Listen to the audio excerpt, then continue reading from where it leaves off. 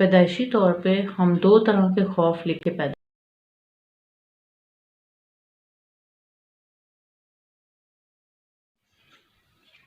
अस्सलाम वालेकुम वरहमतुल्लाहि वबरकातुहू। आज का हमारा टॉपिक है बच्चों की तरबियत पे। कहा यह जाता है कि लड़कियों की तरबियत करनी चाहिए, लड़कों की तरबियत पे इतना गौर नहीं करना चाहिए, जो कि बिल्कुल ही गलत सोच है। जैसे लड़कियों की तरबियत करनी चाहिए, वैसे ही लड़कों की तरबियत पे भी सोचना चाहिए। बहुत मेहनत करनी पड़ती है बच्चों की तरबियत पे, और इन सब की बेस जो होती है वो है एक माँ। अगर माँ स्ट्रांग नहीं होगी तो आगे नस्लें स्ट्रांग नहीं होंगी। अगर माँ ही के पर काट दिए जाते हैं तो बच्चे कहाँ से उड़ेंगे। चील और बाज जब ऊंची उड़ान उड़ते हैं तो वो अपने बच्चों को लेके उड़ते हैं। 1 दफ़ा 2 दफ़ा गिरने का डर होता है, खदशा होता है कि गिरेंगे, चोट लगेगी, लेकिन वो उस पे आके चल जाते हैं क्योंकि वो अपने माँ बाप को देखते हैं। तो जैसे ही पेरेंट्स की अपब्रिंगिंग होगी वैसे ही बच्चे होंगे, वैसे ही नस्ल होगी आगे। हमारा बच्चा अगर हमारा कहना नहीं मानता तो हम चीखने लग जाते हैं, डांटने लग जाते हैं, मारने लग जाते हैं। बाज़ औक़ात पेरेंट्स बहुत हाइपर भी हो जाते हैं। तो उसका नुकसान ये देखा गया है कि बच्चे को वो चीज़ समझ नहीं आती। उसकी वजह ये है कि हम पैदाइशी तौर पे 2 तरह के खौफ लेके पैदा होते हैं। एक खौफ होता है ऊंचाई से गिरने का और दूसरा खौफ होता है ऊंची आवाज़ का। जैसे ही आप ऊंची आवाज़ में अपने बच्चे से बात करेंगे तो उसका माइंड फ्रीज़ हो जाएगा। उसकी सोचने समझने की सलाहियत वहीं पे फ्रीज़ हो जाएगी कुछ देर के लिए। तो वो आपकी बात को क्या समझेगा। नेक्स्ट टाइम वो वही चीज़ रिपीट करेगा और आपने कहना है कि मैंने तुम्हें कहा था, मैंने तुम्हें ये कहीं चीज़ से रोका था, तुमने फिर वही बात की, तुमने वही चीज़ की, वही शरारत की। उस वक्त तो उसको आपकी बात समझ नहीं आई फर्स्ट अटेम्प्ट में, क्योंकि आपने चीख के वही बात की है। अब होता ये है कि जब हम कोई बात कर रहे होते हैं, बच्चे को समझा रहे होते हैं, तो उसमें 7% हमारे वर्ड्स होते हैं, 38% हमारी टोन होती है और 55% हमारी बॉडी लैंग्वेज होती है। एक बात का एग्जांपल आप ले लें कि आप ये कहें अपने बच्चे को, क्या तुम ये काम करोगे? तो ये बिल्कुल एक फ्लैट टोन है। आपने नॉर्मल टोन में उससे ये बात कह दी। फिर आती है एक बात, क्या तुम ये काम करोगे? आपकी टोन पिच हाई हो गई। जब आपकी पिच हाई हो जाती है तो उसके पास 2 क्वेश्चन रह गए, यस और नो, हाँ या ना, कि तुम ये काम करोगे या नहीं करोगे। और तीसरी बात ये आ जाती है कि आप बिल्कुल ही लो पिच पे ये बात करें, क्या तुम ये काम करोगे? तो वो हो जाती है कमांड, एक ऑर्डर हो जाता है, एक हुक्म हो जाता है, जिसके पास उसके पास चॉइस नहीं होती। उसको पोलाइटली वो बात समझ आ जाती है कि फादर या मदर ने मुझे ये हुक्म दिया है कि मैंने ये काम करना है। इस पे ना आप हाइपर होंगे, ना बच्चा एग्रेसिव होगा। आपके मारने से, डांटने से, डपटने से क्या होगा? बच्चा सुधरेगा नहीं, मज़ीद ढीठ बन जाएगा। मोस्टली पेरेंट्स ये कहते हैं कि वो खुद किसी स्ट्रेस में होते हैं, कोई और वजूहात होती है, सारा निचोड़ जो है वो बच्चे पे निकलता है और क्या होता है कि बच्चा एग्रेसिव हो जाता है, बदतमीज़ हो जाता है।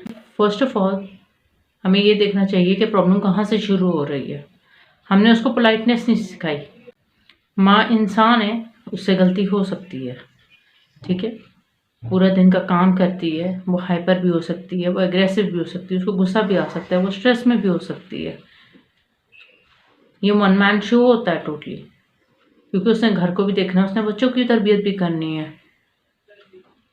लेकिन आपको एक म्यूचुअल अंडरस्टैंडिंग से एक पैटर्न बनाना चाहिए कि बच्चों की इस तरह की तरबियत करनी है। उनको सेल्फ डिफेंस का पता हो, उनको बड़ों का लिहाज का पता हो, इज़्ज़त और एहतराम का पता हो, आदाब का पता हो, उठने बैठने के सलीके का पता हो।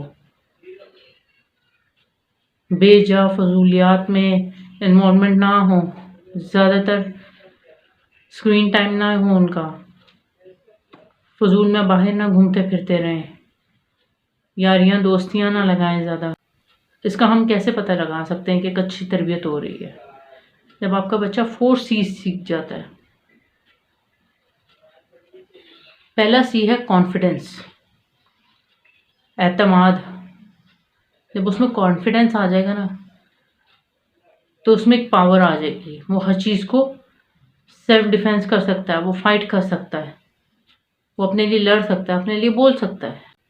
नंबर 2 है क्रिएटिविटी। सेकंड चीज़ जो है वो क्रिएटिविटी है।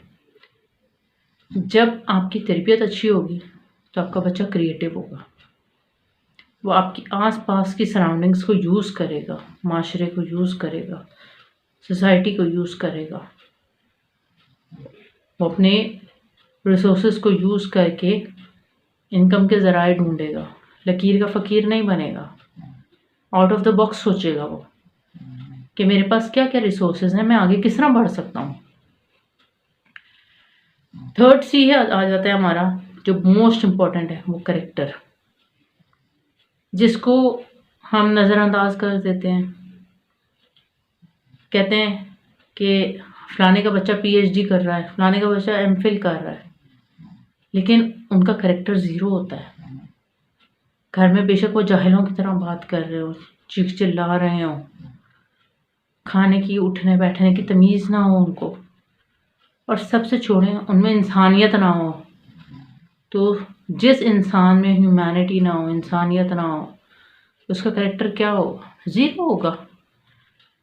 क्या आप ऐसे बच्चे की तरबियत करना पसंद करेंगी या करेंगे कि जिसका करेक्टर ना हो? तो जो स्ट्रॉन्ग जिनकी अपब्रिंगिंग होती है उनका करेक्टर भी स्ट्रॉन्ग होता है। फोर्थ अब सी आ जाता है हमारा कंट्रीब्यूशन। इसको कह लें दूसरे अल्फाजों में कि जहाँ आबाओ अजदाद की ज़मीनें होती हैं, हमारे आबाओ अजदाद जो हमारे लिए छोड़ के जाते हैं, आप उसमें क्या कितना कंट्रीब्यूट करते हैं, कितना परसेंट आपका एफर्ट है उसमें। आप बाहर तो चले गए, पढ़ लिख के आ गए, वापस आके आपने कितना कंट्रीब्यूट किया? मरने वाले तो चले गए, मनो मिट्टी में दफन हो गए, लेकिन क्या आपने कंट्रीब्यूट किया?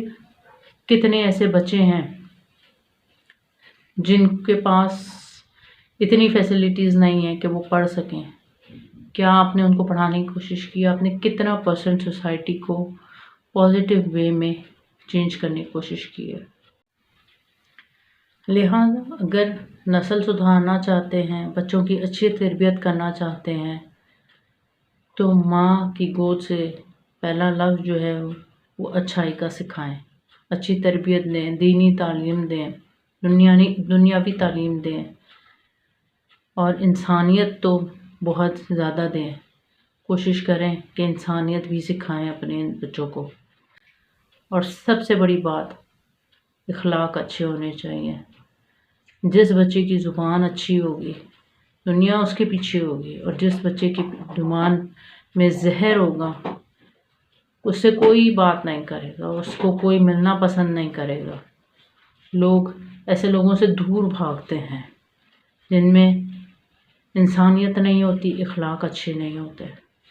और दूसरी बात, सबसे अहम बात, कि इन 4 C's का ज़रूर ख्याल रखें।